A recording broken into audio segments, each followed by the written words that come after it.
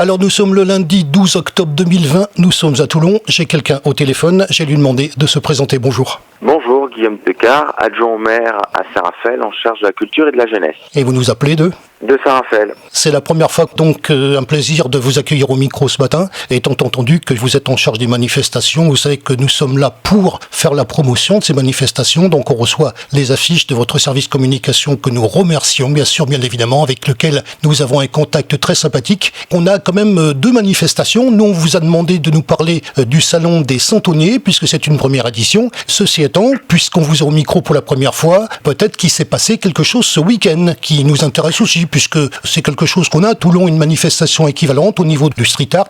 Vous avez eu quelque chose ce week-end. Exactement, c'est le Festival de la Craie qui s'est déroulé ce week-end en centre-ville de Saint-Raphaël. Ce festival rentre dans un grand événement qui s'appelle Résonance urbaine. C'est notre festival de street art de Saint-Raphaël.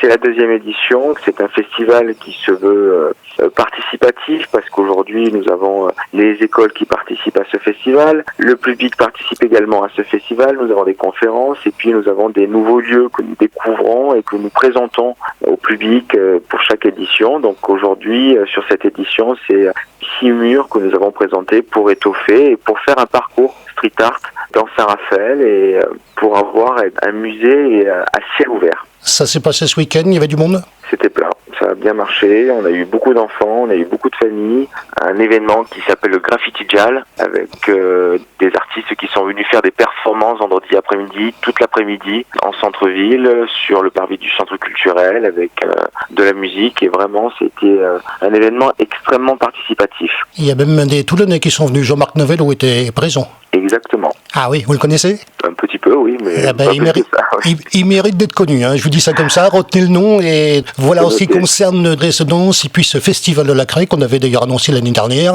on va parler bien sûr de quelque chose qui a attiré notre attention. D'abord, l'affiche est très belle, soit dit en passant. On parle des Centonniers, bon, je suppose que ça va parler à toute la région sud et Provence-Alpes-Côte d'Azur. Salon des Centonniers, première édition Saint-Raphaël, on donnera la date dans quelques instants. Qu'est-ce qui a donné l'idée de cette manifestation ? L'idée de cette manifestation repose tout simplement sur la préservation de nos traditions.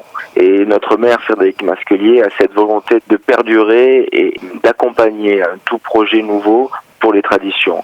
Ça a été le cas cet été avec le Festival Provence, proposé par Benjamin Mélia.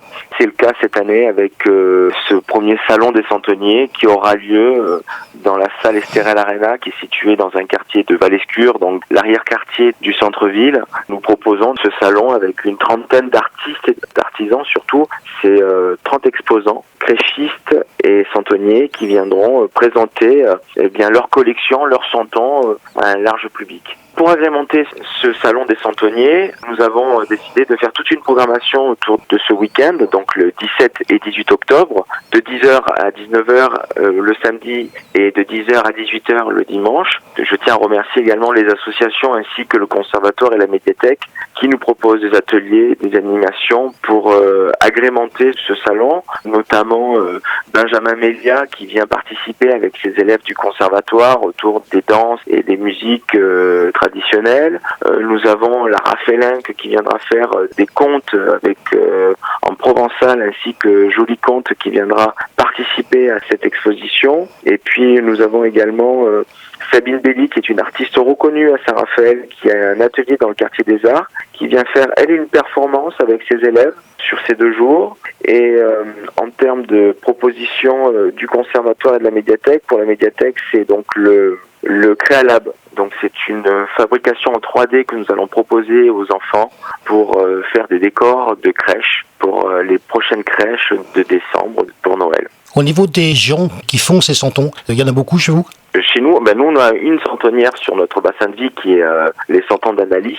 Donc je tiens à la saluer et à la remercier parce qu'elle a tout de suite adhéré à notre projet quand je l'ai contactée cet été. Et vraiment, elle s'est mise en 4 et elle nous accompagne pour l'organisation, la mise en place de ce salon des Centonniers. Alors vous avez compris pourquoi je pose la question, puisque le but c'est de parler bien sûr de ce que vous faites localement et puis des gens qui gravitent autour et qui sont justement des locaux qui, à mon avis, surtout dans des occasions comme ça, il faut mettre en valeur. Exactement, c'est le but. D'une part, c'est le rayonnement de notre territoire et deuxièmement, c'est notre rôle, c'est à nous de mettre en avant les artistes de notre territoire, c'est à nous de mettre en avant les artisans.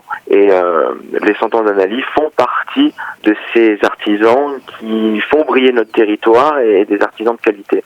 Alors bien sûr, on profite de ce premier interview. Je vois élu à la culture et à la jeunesse. C'est donc votre fonction. On peut en savoir un petit peu plus sur votre rôle au sein de cette municipalité à Saint-Raphaël ? La culture, c'est un domaine assez important à Saint-Raphaël et tout repose sur la volonté de notre maire Frédéric Masculier de donner les moyens à ce qu'on puisse faire tout au long de l'année une programmation culturelle et pour qu'on puisse également proposer des ateliers à travers les médiathèques et le conservatoire. Donc c'est une grande direction des affaires culturelles que nous avons à Saint-Raphaël qui participe à tous les événements, aux événements de la saison estivale parce que c'est nous qui programmons la saison estivale et puis toutes les programmations que nous pouvons avoir. Nous avons une belle programmation humour tout au long de l'année avec un festival du rire. Nous avons une programmation Aglecène avec le théâtre intercommunal Le Forum. Et nous avons un certain nombre d'événements comme les conférences de 18h59 où nous accueillons des hommes politiques, des journalistes, des philosophes. Et puis au mois de novembre, nous aurons un grand événement qui sont les Rencontres de l'avenir, présidé par Nicolas Bouzou, 2 jours en partenariat avec de la presse nationale. Et puis là, nous allons avoir une très belle programmation sur ces 2 jours en termes de conférenciers. Si vous voulez en parler de la même manière, vous savez qu'à partir de maintenant, vous êtes les bienvenus. Vous voyez un petit peu comment ça se passe. Avec plaisir. On reviendra vers vous pour vous détailler la programmation et les 2 jours de conférences qui se dérouleront au mois de novembre au Palais des Congrès de Saint-Raphaël. Alors c'est le moment de la récapitulation, c'est donc la raison pour laquelle on a d'abord eu cette attention pour le premier salon des Centeniers à Saint-Raphaël. Ça va se passer le 17 et le 18 octobre 2020, je pense que ça va être un samedi et un dimanche. L'espace c'est donc l'Estoril Arena. On a donc une petite formalité sur les interviews par téléphone, ça s'appelle le mot de la fin. C'est vous qui concluez le sujet. Eh bien, tout simplement, moi, je tenais à vous remercier parce que c'est toujours un plaisir de pouvoir échanger avec vous, de pouvoir vous rencontrer parce que c'est vrai qu'aujourd'hui, on vous voit assez souvent sur notre département et dans les différents bassins de vie de notre département. Donc, pour cela, un grand merci. Si vous me permettez, on s'est justement, moi, je me déplace, mais vous aussi, puisqu'on s'était vu à Toulon quand même. On a eu le plaisir de se rencontrer déjà. Tout à fait, exactement. On s'est déjà rencontrés à Toulon, je crois même à plusieurs reprises.